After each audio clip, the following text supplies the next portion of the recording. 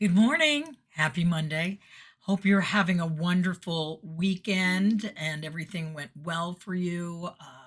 We went to Asheville this weekend. My son was in a tournament for speech and debate, and he didn't do too well, but he showed up. And that's the important thing.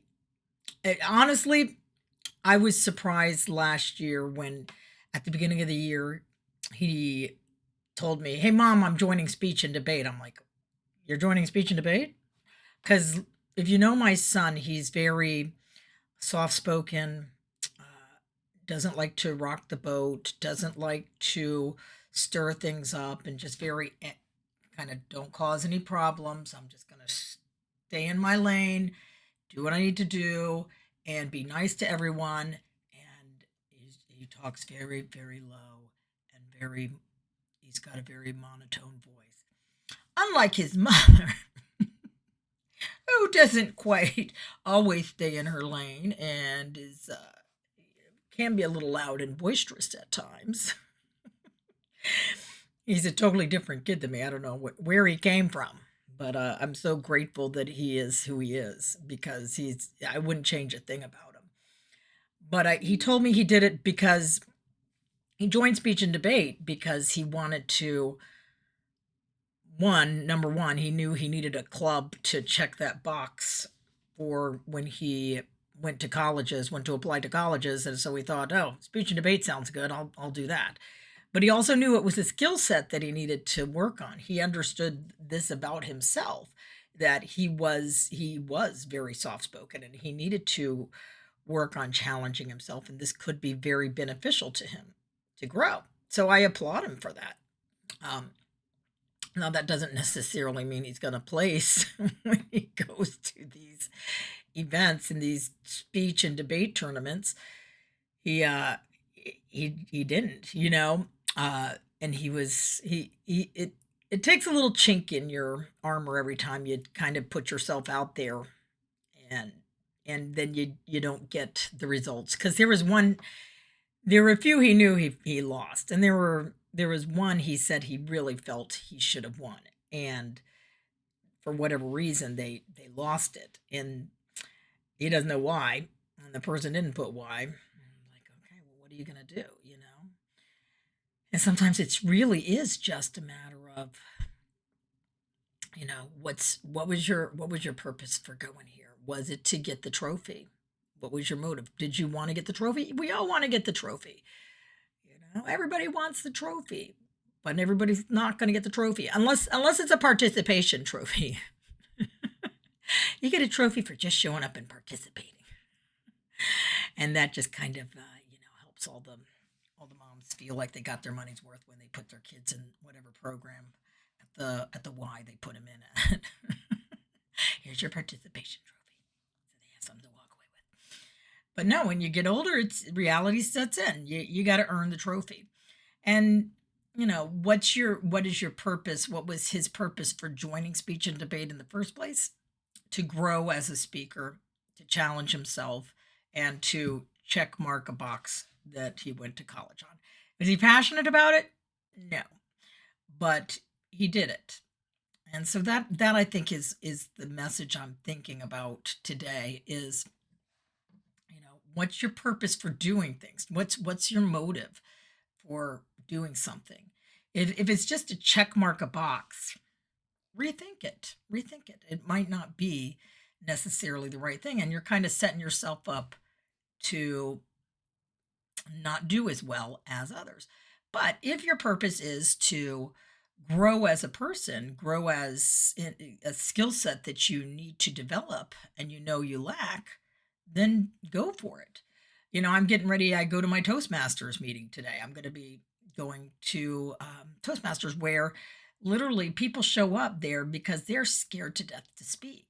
They don't know what to do about it other than get out there and challenge themselves to feel the uncomfortableness of having to get up in front of people in a safe place and work on developing this skill they don't have. When I hosted shows for Nickelodeon, I was I was terrible. was so bad. I got the job by a fluke, I think. I don't know how in the world I ever got the job. I think it's because I just didn't care when I auditioned. I was like, "I'm not gonna get it anyway, so I'm just gonna go for it." And I went for it and I was myself and I shined and I did a great job. And then I got in and then I started getting in my head and overthinking things and, "Oh, what about how do I do this, that?" And I became very insecure, very self-conscious, and I started trying to be other people and not be myself. And it didn't work. It didn't work. My show sucked. I was terrible. I didn't get any shifts. And then I was beating myself up because of it, because I wasn't good enough. I wasn't better than these people. And the little voice telling me I was worthless was just going crazy. And then I just had to tell myself, no, you know what? You're not good yet. You will be. Just keep going, keep doing it, keep trying. You'll learn the method. You'll learn what has to happen here and you'll get it. And that's what I did. I stayed plugged in and I eventually got a job hosting because I decided, you know what, I'm going to go ahead and do some other gigs at Universal. And I got a job as the amazing Alonza, where I had to dress up in like this striped suit and go in the carnival area and gave me a microphone. And I had to try and pull people in and guess age, weights, and birthdays. And I didn't know why they hired me for it, but they said basically, because I was like, how do you guess their age, weights, and birthdays? They're like, oh, no, we don't care. You just go in there, grab the microphone, have fun. They're going to pay you $5. If you get it wrong, they get a 25-cent football. We just want you to pull the people in and have them open their wallets so we can make some money. And that's what I did. I started going, pulling people in. I was like a one person show, and I was just like really having fun doing it. And then I carried the formula over to Nickelodeon and I started being myself, having fun and just not caring. And as I was having fun, everyone started having fun with me because I was in my element. I was being my true self.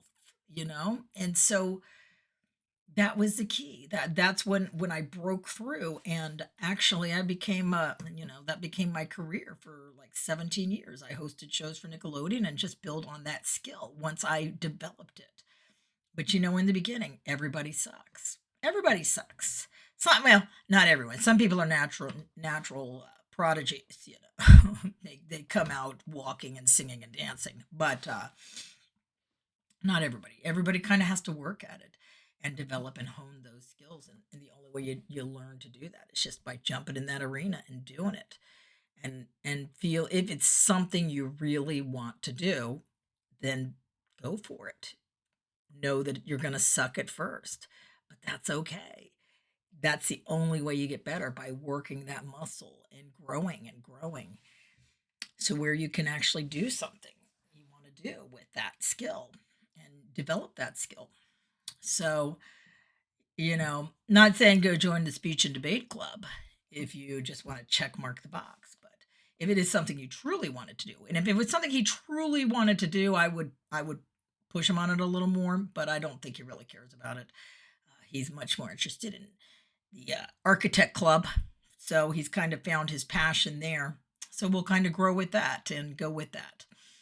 So I hope if you are struggling, trying to figure out, beating yourself up for not doing something good enough or not being good enough at something, give yourself some grace, give yourself some mercy, give yourself some time, because you will get there. Something you truly want, you just have to keep doing it, keep learning, keep growing, and then you'll be able to go and you'll be able to shine like the star you're meant to shine. All right, that's my Monday message. I hope you have a wonderful week, and I will talk to you next week for another Monday message. Bye.